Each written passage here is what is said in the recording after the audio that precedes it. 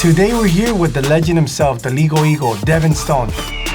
Order in the court. To find out who's on a hook when it comes down to these wrecks and crashes. Disclaimer, I'm a lawyer, but I'm not your lawyer, and this is not legal advice. First clip. Oh, wow.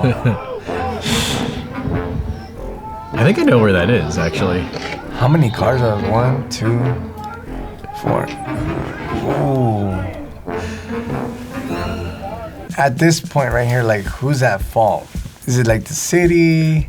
Is it like somebody should be on top, like warning them? I mean, ideally, sure, there would be someone on top, but at that point, I think you get to the crest of the hill and the cars are just coming down. In a situation like that, obviously the state has an obligation to keep the roads in a safe manner and to design the roads in a safe manner as well. So theoretically, you might be able to sue the state of California or the state of Nevada, depends on where in Tahoe that is. Correct. If that was a negligently designed road. Mm-hmm. But I think for the most part, it's just weather is an act of God that nothing anyone can do about it. So that's a really crazy one. Like I would wonder like what the insurance would, like some of these are going to be rentals, right? And some of them are going to be like your personal cars. Yeah. So would the insurance even cover it? That's kind of like. It totally depends on what kind of insurance they have. Yeah. And I do think a very likely outcome here is that the insurance company is just going to say each individual driver was at fault, and therefore the driver is responsible for their own damage to their own car, but no driver is going to have to pay for the damage to anyone else's car. Correct. There are cases where the state can be liable for road conditions. Correct. There's a famous case out of Tennessee where fog actually caused a huge pileup, and the state was held liable because they had knowledge that there was this paper mill factory that was contributing to the fog. But, generally speaking, the state is not going to be responsible for just, snow in a snowy area. Correct. That's correct. You're right about that. With that said and done, see the next clip. Glad you approve. Flying down the highway at 120 miles per hour. The driver dodging cars and deputies. What is that, a The Hyundai? team behind the wheel isn't running from the law. He called them for help. 16-year-old Ellis Lucia called 911 last December, claiming the gas pedal inside his 2011 Hyundai Elantra got stuck. For nearly an hour and a half, dispatchers scrambled for solutions. What could cause a car accelerator to get stuck in a way that you couldn't stop it? You know what's crazy about that? That he's saying he couldn't decelerate, he couldn't step on the brake, he couldn't do a bunch of stuff, like he couldn't drop it in neutral, he couldn't do all this stuff. That's really like hard to believe. It's a Hyundai. It's not that complicated. I think. Because let's assume that there is a brick on the accelerator. Correct. So the pedal is all the way down. You should be able to stop that car even if the accelerator is going full. I mean, right? Run it off the road, like get into the dirt so it can slow down, or start massaging the wall so it slows you down. Don't just keep speeding and speeding and speeding. Well, but I mean, theoretically, he should have been able to apply the brakes or drop it into neutral or a lower gear, but right? that's why he's saying that he couldn't do none of that. I don't believe it. So it sounds like Hyundai acknowledged that it is possible for it to happen, but it's extremely unlikely. And when you're dealing with something like this, you could have a manufacturing defect, and theoretically, it could be a defect in design that there wasn't a brake override system. Definitely, I think you're thinking about negligence. Like maybe it was negligently manufactured, maybe it was negligently maintained by a mechanic, not you, obviously. Last place he went to was Miranda.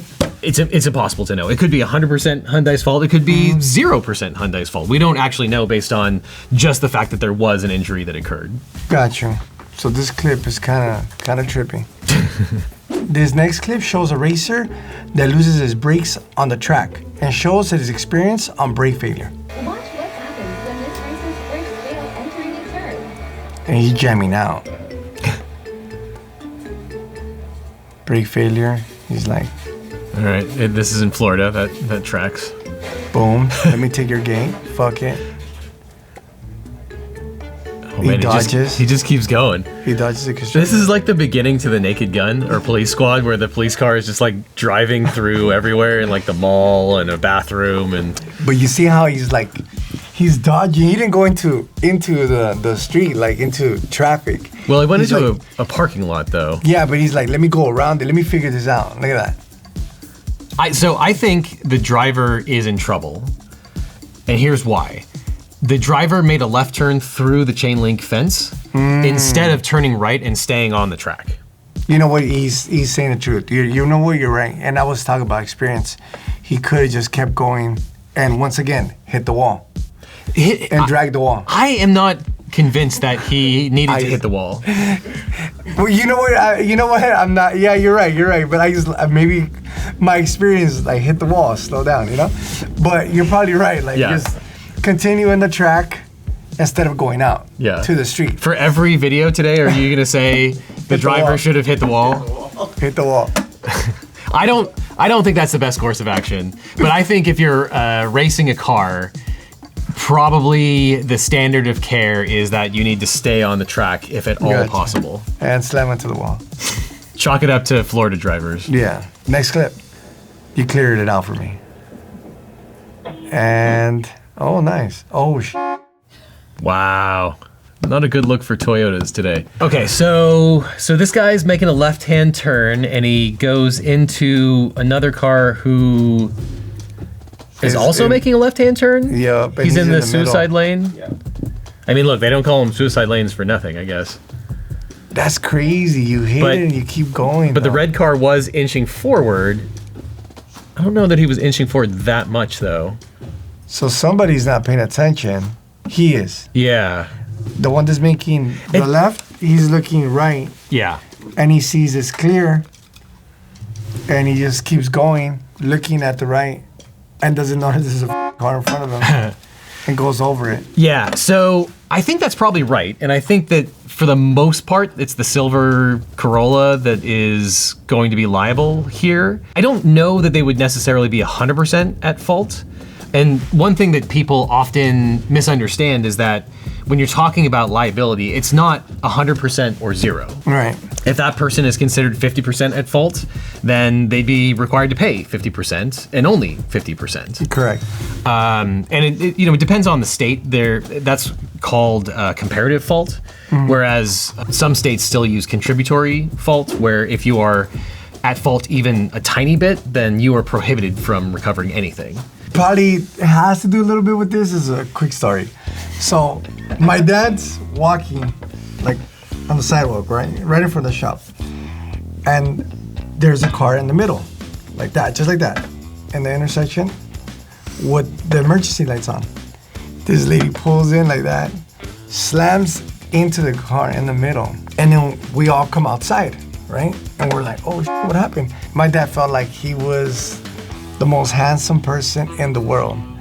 That lady goes like, I saw such a beautiful, handsome man that I didn't pay attention.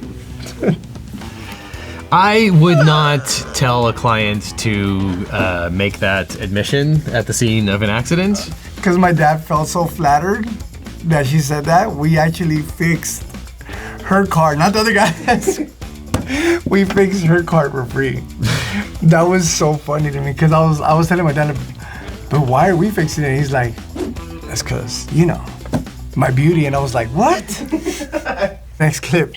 The company, Finest Towing, was alerted that a bank wanted this car on Richmond Terrace for repossession. Rodriguez hooked it up for a tow and abruptly found out the driver is a detective at the 120th precinct across the street. He got arrested for having a stolen car when we had a repossession order for it. The detective allegedly offered to pay Rodriguez for the 3 missed car payments, but Finest Towing says it's illegal for it to collect debt. Only the bank can do that, and only the bank can authorize a car to be released. But allegedly, police took the car off the tow truck themselves and put Rodriguez in jail for about a day. DeStefano says the officers confiscated the truck's cameras, but this photo of an officer dismantling a recording device was automatically uploaded to a storage cloud.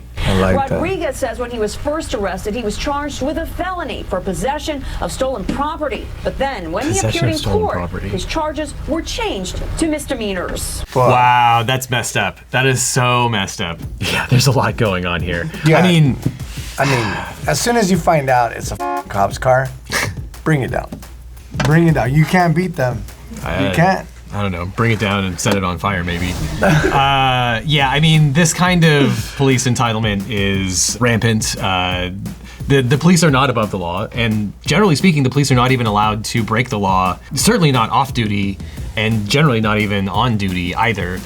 I mean, this reeks of, misuse of authority, and I hope that this tow truck driver sued the crap out of the police here, because they're using their authority to to put him in jail and to confiscate his property when it seems like he was doing something that's completely legal. The police, could not arrest you for doing your job that is, a totally normal thing. Like, it's not stolen property because it's part of a repossession. Grand Theft Auto requires like the unlawful taking, and that's it.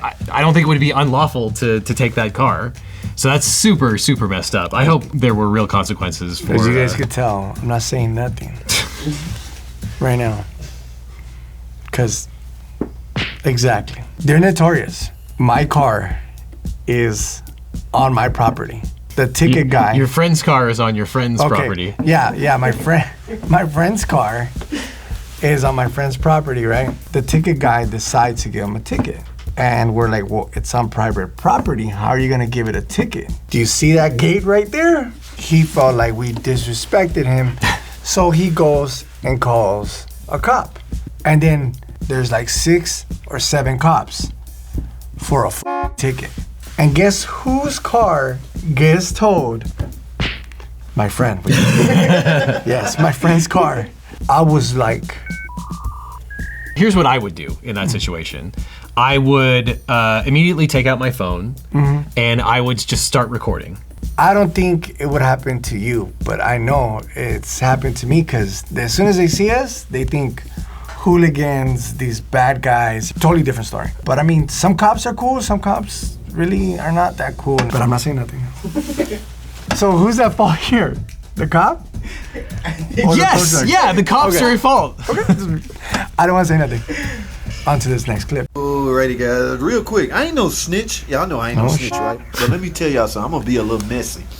You guys need to read y'all insurance clause or the printed fine prints on your insurance form. Aftermarket insurance company I'm talking about. So this guy was in a wreck, right? We gave him an estimate. I love that the video says, I'm no snitch while he's snitching. We told him he needed lower control. All of this whole side got hit, right? But... So instead of, we write up the parts for mostly brand new Mopar parts. Dave said, no, we obligated to fix it, but we'll use whatever we want to use. So look what showed up, guys. So they went and got this whole, this was a Ram 1500. They went and got this whole section off of the car, I guess from a salvage yard, junkyard. And they sent it to it. Look, ball joints loose, all kinds of, look like it's been in an accident. Okay, well, first of all, if you're ever going to snitch on someone, snitch on the insurance companies. Insurance companies are terrible. But that's actually true. I mean, most insurance policies do not necessarily require new parts. It's LKQ, like, kind, and quality. Now, this is probably not something that, meets that standard, but you're not necessarily entitled to a brand new part just because your car was in an accident. You're right about that. And we've gotten arguments with insurance when we get, like, say, a 2025 car. Like, wouldn't you want to put a brand new part since he only has 2 months out with it? They're like, nope, LKQ has them. I'm like, okay. And then the customer gets mad at us and they come back and they complain to me. And I'm like, well, this is what your insurance paid for. I had an old partner who said having an insurance policy doesn't give you anything except the right to sue your insurance policy. Remember, kids, insurance companies are the bad guys. That's true. Can I get next clip? Cameron was headed home in his Honda Civic when the vehicle in front of him kicked up a chunk of concrete. Concrete was debris left over from construction and weighed 5 pounds. When it hit Cameron's windshield, it punched a hole through the glass and sprayed shards all over the cabin. Cameron was hospitalized and needed surgery to remove glass from his face. Jeez. Oh my God. Okay, so here automatically, I'm going to rule out the SUV in front that kicked up the concrete. Actually, let me take that back a little bit. I think an argument could be made that the reasonable duty of care required them to swerve and not run over the concrete. I don't think that's necessarily a winning argument, but that's the argument that you would make to bring that driver in. That's a good one. I never thought about you saying that, but damn, I got to get ready for that one. That's the point of the lawyer, to try and come up with as many deep pockets as you can to get recovery sometimes. I don't think the state is going to be at issue here unless the concrete is from some sort of like bridge that's crumbling or something like that. I do think that it's possible that the construction company that hired the cement mixer or truck that left the concrete on the road, they could be liable, but good luck tracking down who that is. That concrete has probably been there for hours, if not days. Correct. So this is probably one of those situations where that's why you have insurance. Okay. Both car insurance and medical insurance to deal with crazy stuff like this. That's true. Next clip. Oh. Holy cow. Let's just watch that again. Jeez. So I have to imagine that the hydraulics failed and just shot up. Put the trailer up in the air like that. That's crazy. Yeah. Something happened with the mechanical. Just exploded.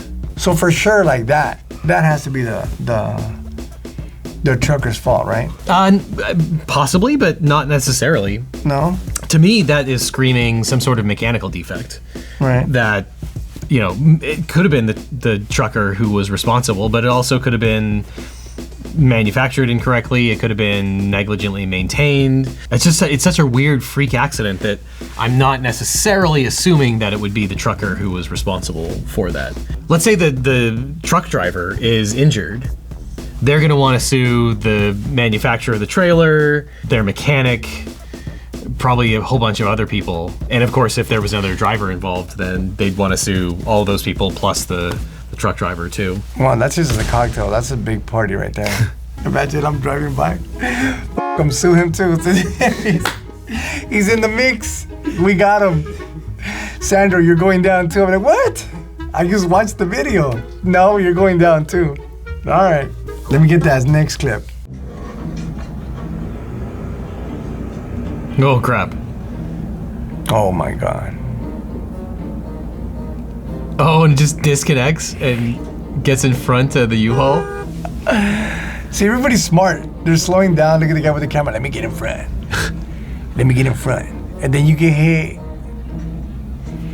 All right, is it going to stop? Oh, all right.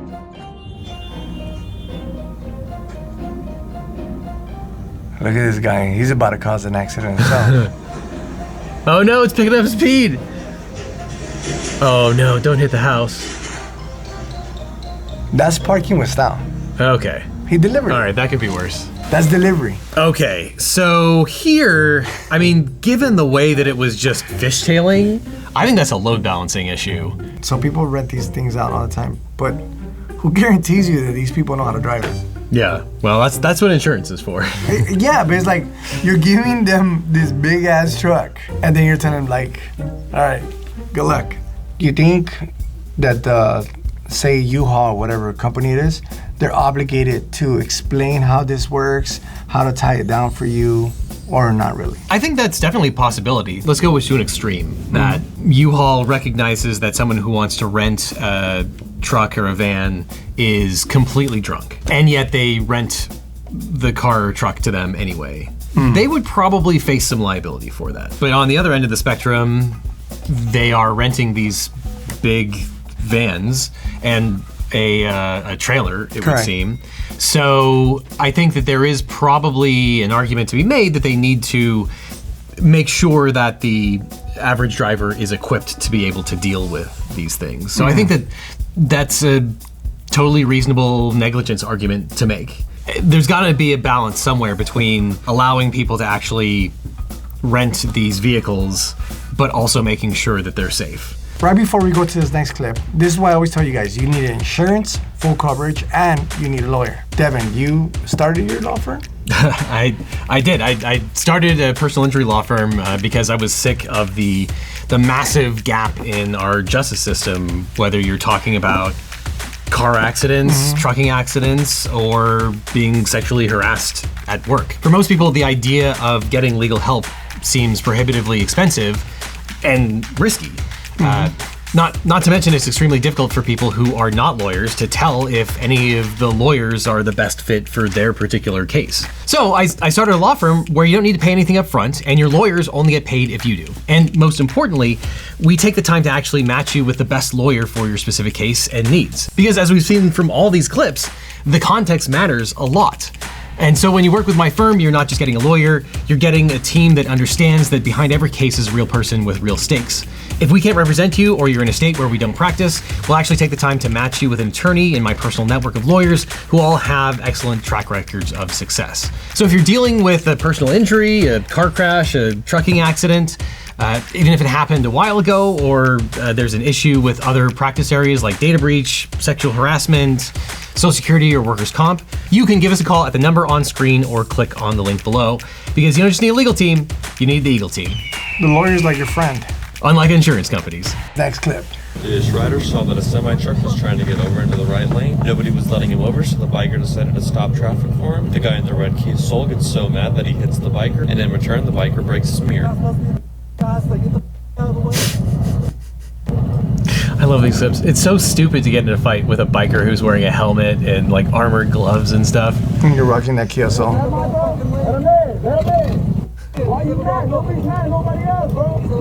What is that Kia Soul? Wow.